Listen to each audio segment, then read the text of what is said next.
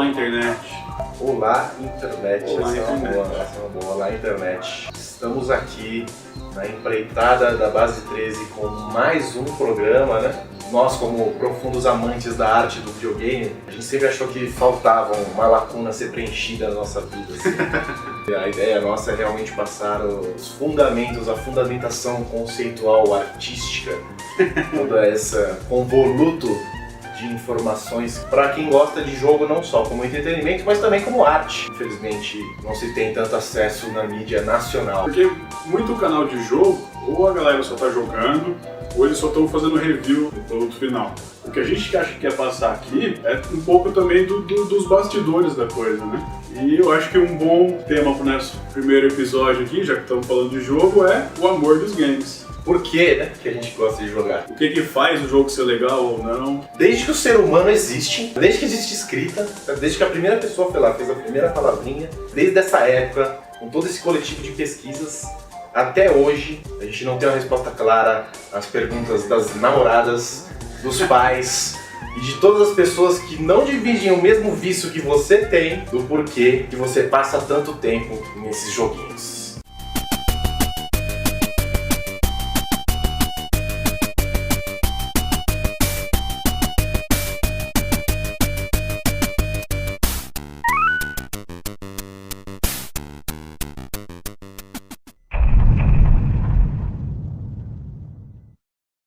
Bom, gente, eu acho que também não existe dúvida nenhuma do sucesso que é o videogame hoje em dia, né? Seja, sei lá, jogo para celular, jogo de tabuleiro, ou até jogos educacionais. A empresa de games fatura muito.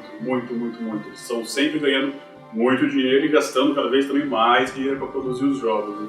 Mas a ideia aqui é achar o porquê que isso funciona, por que a gente gosta tanto de jogar. A pessoa que está de fora é uma coisa tipo super repetitiva, é sempre a mesma coisa, para quem usufrui não. Mas se para a pessoa que está de fora observando, é um assunto tão alien, tão diferente, quem gosta, quem curte, é super fácil explicar o porquê que ele gosta tanto, ou não é? Será que é?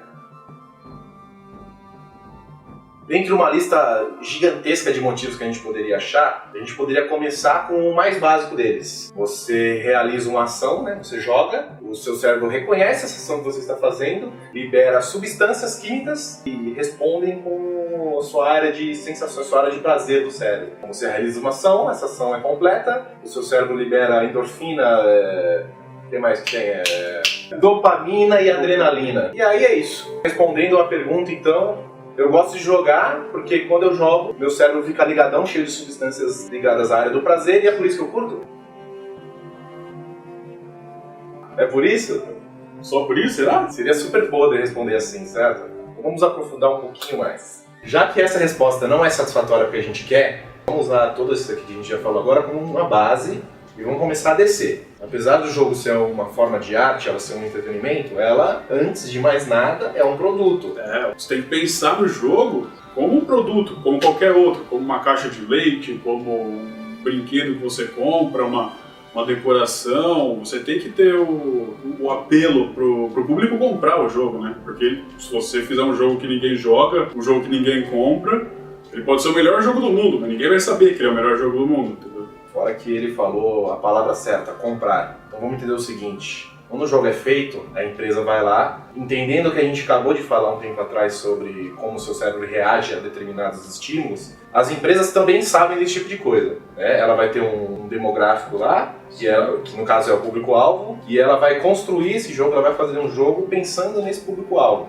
Ela já vai ter um estudo feito antes de concorrentes do mesmo estilo de jogo, o que esses jogos fizeram, que o pessoal gosta ou não gosta. Então eles sabem dosar as coisas justamente para ficar um produto mais... Como é que fala agora? Consumível. Mais consumível. Então, ó, mais uma resposta aí que você pode dar para quando alguém falar, tipo, mas por que você gosta tanto desse jogo? Ué, você pode responder assim, eu gosto porque a empresa X fez eu gostar desse jogo. Ela fez esse jogo sabendo que eu ia gostar dele, entendeu? Eu estava no público-alvo. Eu sou o público-alvo desse jogo. É lógico que eu vou gostar desse jogo. É uma resposta válida? De certa forma, é. É uma resposta boa? Talvez, mas é a resposta que a gente quer? Não é a resposta que a gente quer. Não é a resposta que a gente quer de jeito nenhum. E aí dá agora pra entender que a gente transformou o primeiro episódio do Game Lobster. Uma grande pergunta. E a gente não quer simplesmente responder essa pergunta, só que a gente quer dar a melhor resposta possível. E seguindo essa linha de pensamento que a gente teve, então, a gente pode pegar e pensar. A gente gosta de videogame porque ela permite a gente viver vidas que a gente jamais viveria em mundos fantásticos e sensacionais. Por exemplo, eu não sei de ninguém até hoje que conseguiu pegar uma espada, matar um dragão e absorver a alma dele.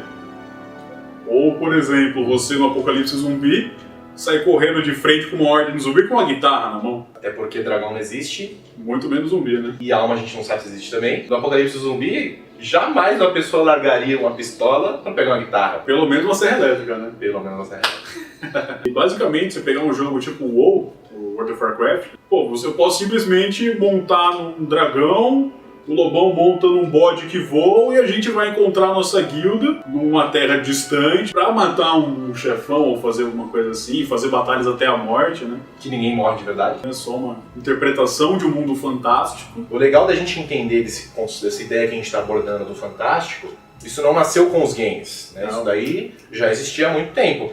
Desde o teatro da Grécia Antiga, que tinha as Odisseias e etc. Os próprios poemas, né, que antigamente contavam grandes histórias fantásticas, grandes jornadas do herói. O que é a questão? O videogame ele tirou o trabalho da sua cabeça de imaginar, né? Quando você lê um livro, por mais descrito que seja o personagem, por exemplo. E cada pessoa vai imaginar ainda de um quem faz o trabalho de visualizar o personagem é você. O videogame ele tirou essa função sua, te colocou como protagonista da história, é você que controla o personagem, ele te coloca como personagem ativo dentro daquele mundo. Ele só tirou esse trabalho da nossa cabeça e colocou no mundo palpável, que a gente pode desfrutar. E aí, com tudo isso discutido, a gente tem mais uma resposta para a pergunta que a gente está tendo até agora.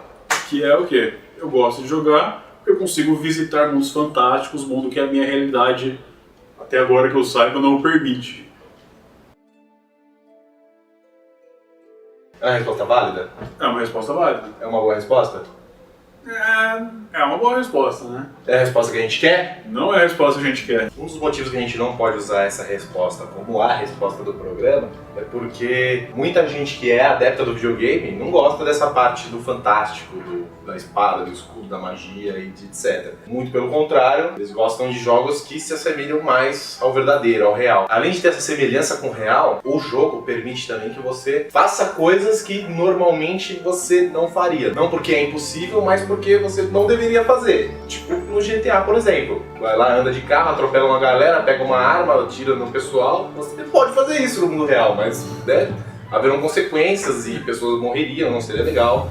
Enquanto no GTA são só códigos e números e tanto faz, tanto fez. Um outro bom exemplo também é você pegar um FIFA, um Football Manager. Pô, muita pessoa consegue numa quadrinha juntar um pessoal e jogar bola, mas não é qualquer um que consegue ser técnico de um time na Europa ou jogar grandes campeonatos no time na Europa. Pode ser não precisa ir pra Europa. Vamos manter aqui no BR, ou, entendeu? por exemplo, a Copa do Brasil. Exatamente, com o Palmeirinhas campeão aqui, ó. Outro exemplo também, acho que tem aí, são vários jogos de tiro que tentam te trazer mais para a realidade do mundo. Se for pegar jogos que te colocam no lugar de um mero soldado da Segunda Guerra, né? Ele tenta não ser só real no como ele funciona, né? Também ele coloca em eventos que realmente aconteceram. Então o verdadeiro não está só no gameplay, mas está também no setting que a gente fala, né? No cenário, nas missões, nas quests, na história do próprio jogo. Uma coisa que tem que ficar clara também é que quando se produz um jogo, né, nos brainstormings, lá na pré-produção ainda, quando o pessoal está começando a bolar, é que por mais que um jogo ele tenha que se parecer com o real, usar elementos que realmente existem para deixar ele mais verossímil, ele nunca pode trilhar o caminho da simulação, ele tem que continuar sempre sendo um jogo. O que eu quis dizer com isso? Calma, peraí. Um jogo, ele tem que ser sempre um jogo, porque o jogo é produto, arte e entretenimento, ou seja, ele precisa ser sempre divertido. Sempre. Aí cada um entende diversão como certo? Se divertido pra você é jogar um puzzle impossível de 12 horas pra você resolver, tudo bem. Bom pra você. Por exemplo, imagina um jogo de tiro, igual o Tom falou. O cara, uma empresa tal, fez um jogo de tiro 100% fiel à realidade. Você vai lá na guerra, você toma um tiro, você morre. Você toma um tiro na perna, você manca o jogo inteiro até zerar. E você toma um tiro no braço e você não pode executar metade das ações que você poderia normalmente. Ou você cansa mais rápido. Tudo fica mais maçante, certo? Muito mais cansativo. Você reduz o tempo do seu jogo, a velocidade que as coisas acontecem, né? Vai ficar uma coisa mais chato. Entendeu mais ou menos o que a gente quer dizer com o jogo? Tem que continuar sendo divertido, o jogo tem que ser um jogo. O real, ele tá lá para servir como base, não para servir como a temática principal da eu acho que o real tá lá mais para ajudar na imersão do jogo, né? Exatamente. Para ajudar você a entrar nesse mundo que está acontecendo no jogo. E voltando agora, né, para a grande pergunta desse episódio, a gente pode falar que a gente gosta de jogar videogame porque permite fazer coisas que estão fora do nosso alcance. Boa, válida, mas não é o que a gente quer de novo? Exatamente. Vamos pensar no que a gente já falou até agora. Dá pra você perceber que a gente sempre bate em certos pontos específicos, certas palavras, né? Inclusive que a gente acabou de falar, diversão, prazer, gostar, né? Eu gosto de tal coisa. Tendo os assuntos que a gente discutiu em mente, a gente ainda não abordou uma coisa que é totalmente importante, né? Tudo a ver com a pergunta que a gente quer. A gente fez até no começo do programa. Do porquê que a gente sente esse prazer, né?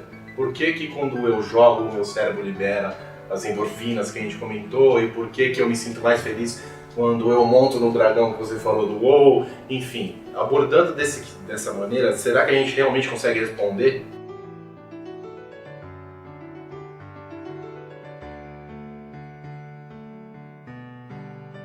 O que isso quer dizer, né? Padrão. O que é um padrão? Vamos observar o ser humano. O ser humano, igual o Half Coaster falou, é um consumidor voraz de padrões, isso consciente e inconsciente.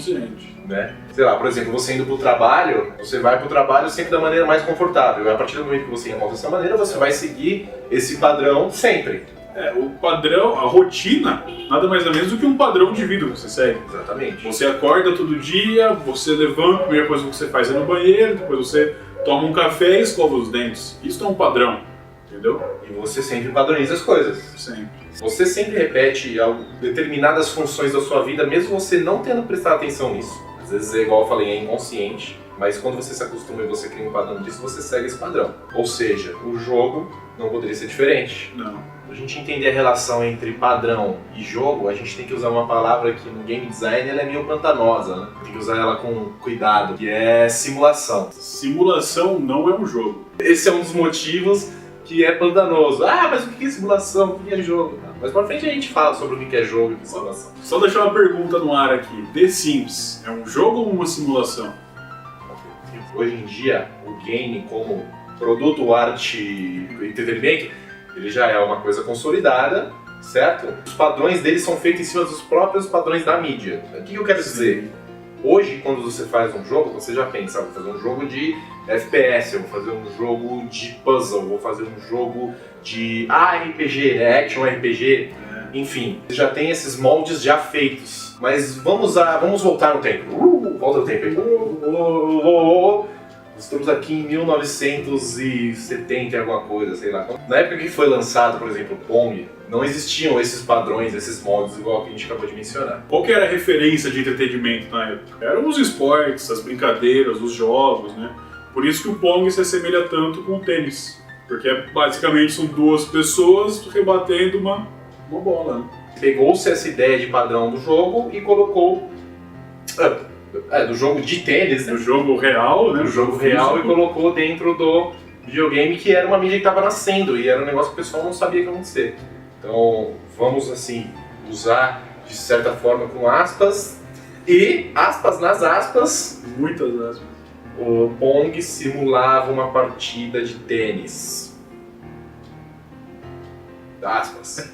Acho que até o próprio Pac-Man, né? Quando ele foi criado, né? Ele usa uma ação tão básica, tão instintiva, que é comer. Parece meio óbvio, né? Que a referência do jogo foi comer. Qual o sentido dos fantasminhas do jogo? Ou da bolinha que você fica... Ou da bolinha que permite você comer os fantasminhas, né? Uma cerejinha depois, né? Acho que virou uma cerejinha, não virou? Não, a cerejinha era pra você ganhar mais pontos. Essa é uma questão do porquê que a gente tem que tomar cuidado também com usar a palavra simulação. Por que tem um fantasma? Por que tem a bolinha que você come, etc. Porque a gente está fazendo um jogo. E o jogo ele precisa ter o desafio, ele precisa ser... Não poderia ser uma situação, uma atividade gratuita de comer. Se fosse para comer... A gente comia aqui, né? Exatamente. Precisava de um jogo para isso. Então, o que é a ideia? Pegou-se o padrão, criou-se o jogo em cima dele. Só que dando colocando todos os outros elementos de um jogo em cima, né? Não é simplesmente o ato de comer as bolinhas. como a gente já havia comentado antes sobre os moldes já pré-feitos que a gente tem hoje em dia, o próprio gênero do jogo é um exemplo de padrão perfeito. A própria referência do jogo são outros jogos mesmo. Né? Por exemplo, um jogo de tiro, você sabe que ele vai ser daquele jeito. Mudam-se certas coisas, porque um jogo tem que ser diferente do outro para ele vender, né? Se fosse tudo igual, você compraria, você já conhece.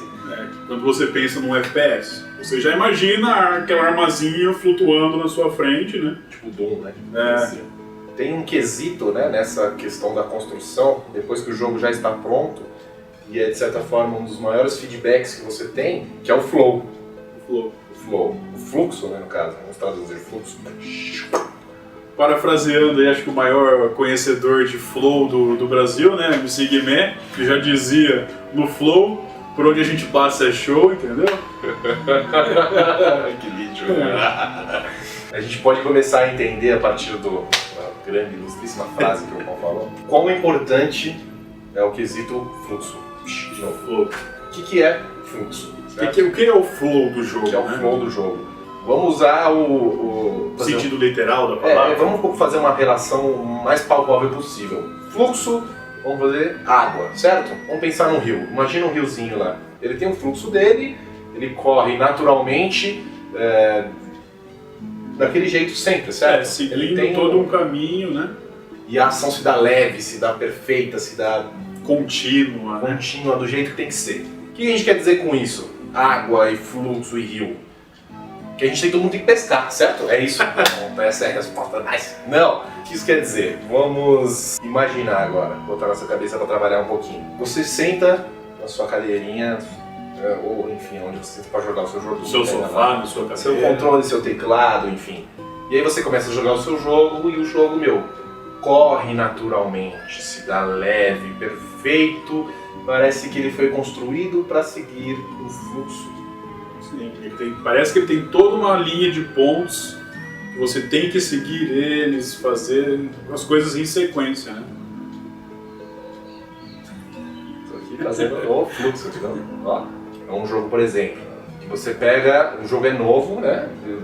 Você jogou similares, mas não daquele.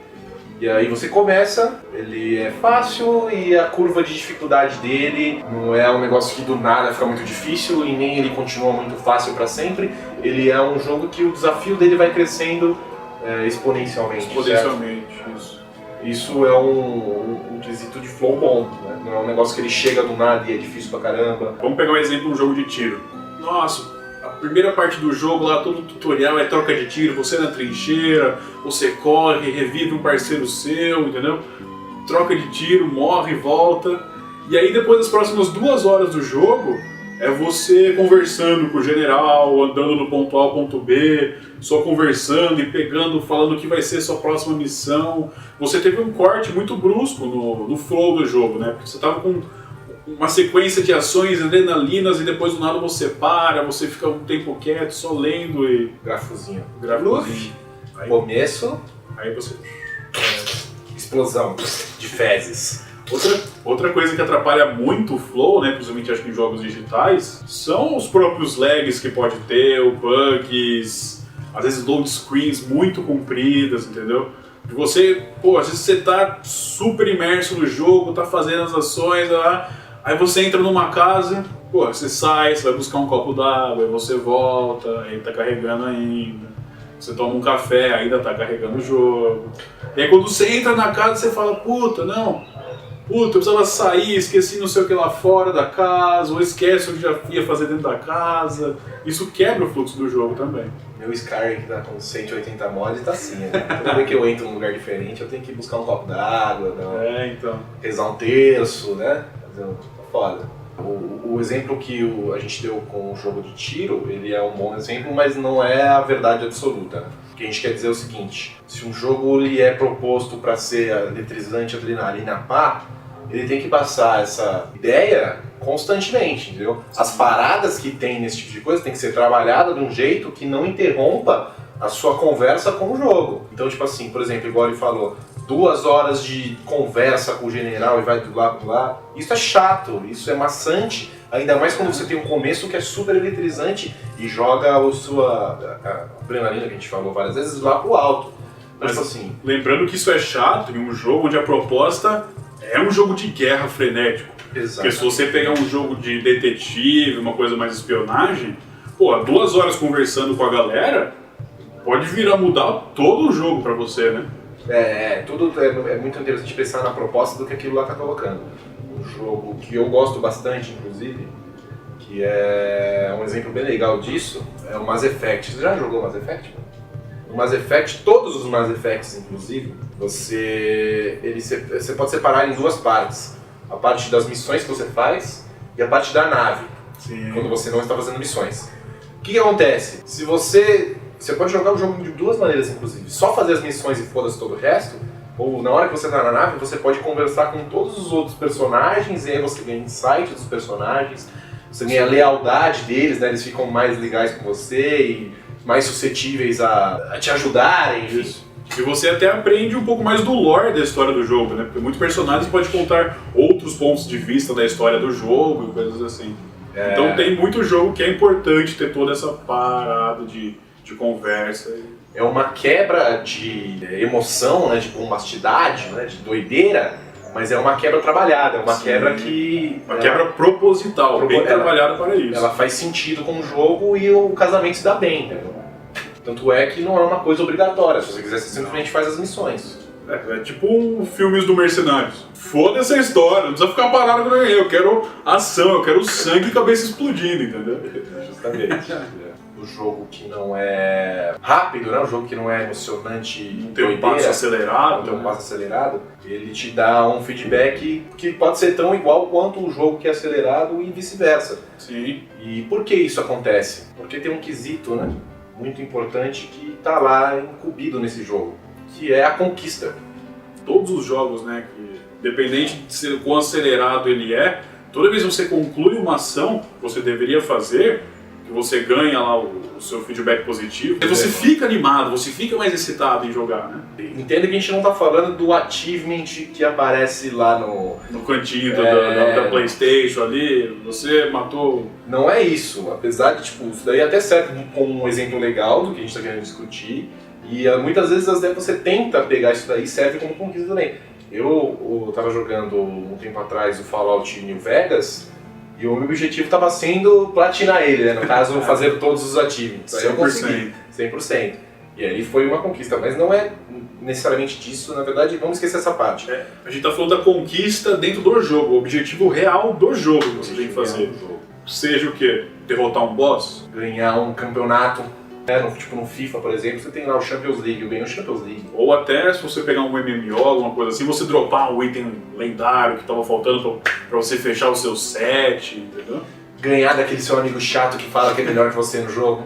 Todo esse tipo de feedback, né, essas conquistas são propostas dentro do jogo. Quando você começa a jogar, você meio que já estipula aquele tipo de coisa. Todas essas conquistas, elas são criadas, desenvolvidas junto com o jogo, né? Exatamente. Basicamente dá pra dizer que toda vez que a gente joga um jogo, a gente tem algum objetivo em mente. Tendo isso em vista, a gente pode voltar pra pergunta que faz tempo que a gente não dá uma resposta pra ela, né? Aquela pergunta. Tinha uma pergunta. Então a gente pode, acho que, falar que a gente gosta de jogar, porque quando a gente consegue realizar um objetivo, a gente se sente bem, a gente se sente o máximo, a gente se sente foda no jogo. É válido, não é? Porra, pra caramba. É um bom ponto também. Se eu perguntasse pra uma pessoa e ela respondesse pra mim, eu ia ficar satisfeito. Você ia estar satisfeito. Mas a gente está satisfeito? Não. Não estamos satisfeitos? O Game Lobster não está satisfeito com essa resposta. É quase isso, tá? A gente está chegando bem perto. A gente está chegando muito perto. Então vamos pensar no seguinte. Vamos colocar todas as respostas que a gente já deu aqui.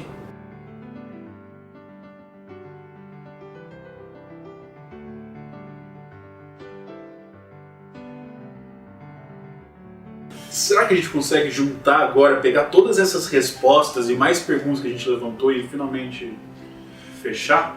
formular uma única resposta, mas acho que a gente conseguiu já entender melhor, né, o que faz a gente gostar dos jogos. A Né? gente abordou muita coisa, hein? É. Uma resposta só. Resposta. A resposta do Game Lobster do porquê que a gente gosta de jogar videogame. Oh, grande resposta. A gente pode dizer que a gente gosta do jogo por quê? Porque além dos games atingirem, né, a gente de uma maneira Pessoal, né? gosto pessoal. O jogo permite a gente ser um protagonista na história, né? Absoluta. A gente é praticamente o motor do jogo, os jogadores falando, né? Sem um jogador não existe o jogo. A gente ser o jogador, a gente ser o protagonista, a gente que consegue aquelas conquistas do jogo, né?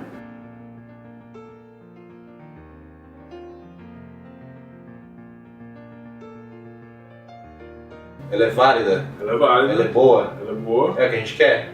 é o que a gente quer. É o que a gente quer, tá bom, tá Acho que ótimo. a gente conseguiu atingir aí. Ela é universal? Não. Não. Existe uma resposta universal?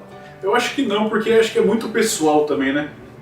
Cada pessoa tem o seu afeto maior por gêneros diferentes de jogos.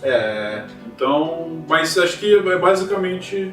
É impossível, né, você gostar do jogo por causa de um fator só. A gente já deixou isso bem claro, né? Porque o jogo tem muita coisa influenciando um jogo só, né? Tem gente que gosta de Minecraft? eu não conseguiria explicar. Olha lá, outra pergunta. Minecraft é um jogo ou uma simulação? Minecraft é um lixo. É isso que Minecraft é. Se você como telespectador... Telespectador é TV, né? Internet, você como internet espectador... YouTube espectador? Você como YouTube espectador, se você está contente com a resposta, eu acho que a gente fez um bom trabalho. Bom, gente, é isso aí. A gente quer muito saber do feedback de vocês desse programa, porque, como você pode ver, é um formato totalmente diferente, né? Uma coisa nova que a gente está tentando trazer aqui. Então a gente quer saber se vocês gostaram desse formato, se ficou muito longo o vídeo, se a gente falou muita besteira aqui, se vocês querem que a gente encurte um pouco o tempo do vídeo, deixe uma coisinha mais rápida, mais sucinta, né? Ou se vocês querem que a gente aprofunde ainda mais, né? Ou se a gente pode falar tipo, muito mais, comentar muito mais, dar muito mais exemplo, né? Obviamente, você que teve o saco de assistir a gente até agora, por favor, deixe o seu like, deixe o seu comentário, compartilha, manda para alguém que você acha que vai se interessar sobre o assunto, ou até manda pro seu pai, manda pra sua mãe. Fala, mãe, você quer saber por que eu fico tanto tempo aqui jogando? Manda esse vídeo pra ela. Com certeza ela não vai assistir tudo, mas manda. A outra coisa legal que a gente vai deixar aqui pra vocês, embaixo, a gente vai deixar algumas referências que a gente usou, tá? Tanto de livros que a gente usou para construir esse material, quanto o nosso próprio material escrito. A gente fez um textinho, né, uma colinha que a gente está usando aqui para falar para vocês. A gente vai deixar ele aqui embaixo para vocês lerem também. E aí ele vai estar mais especificadinho, mais regradinho, porque tem que ter tem que ser meio descontraído na conversa, mas o texto vai estar legalzinho lá para vocês lerem. Beleza? É isso aí. Finalizado o Game Lobster. Uma coisa, gente. Não sei se vocês lembram na descrição, mas o Lobster ele não é semanal igual os outros programas do canal, tá? Sim. Ele é quinzenal, então a gente só vai se ver daqui uma semana. 2 semanas, né? Não semana que vem, na outra. 2 semanas, sei lá. É de 15 em 15 dias. Porra, não é difícil, você entendeu? No episódio que vem, a gente vai falar sobre natação.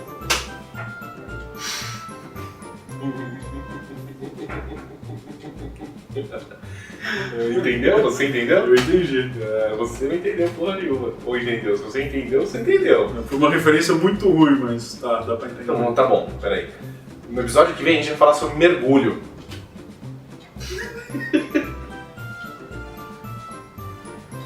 Porra, da hora. Mergulho, tá, faz muito sentido. Lógico que faz. Faz muito sentido. Faz muito sentido Total, velho. Mergulho, Eu tô mergulhando, você viu? Mergulhando aqui, ó. Peraí, eu vou mergulhar de verdade agora aqui, ó. Isso aí, gente. Falou, muito obrigado por assistir. Até a próxima. É nóis. Como é que era a musiquinha do Doom?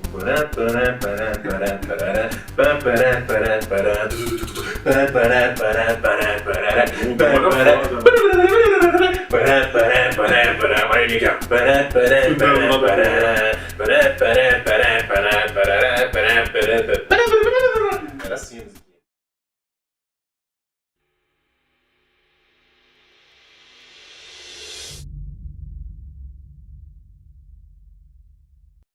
Rex? Shepard? Rex? Shepard? Rex? Shepard? Rex?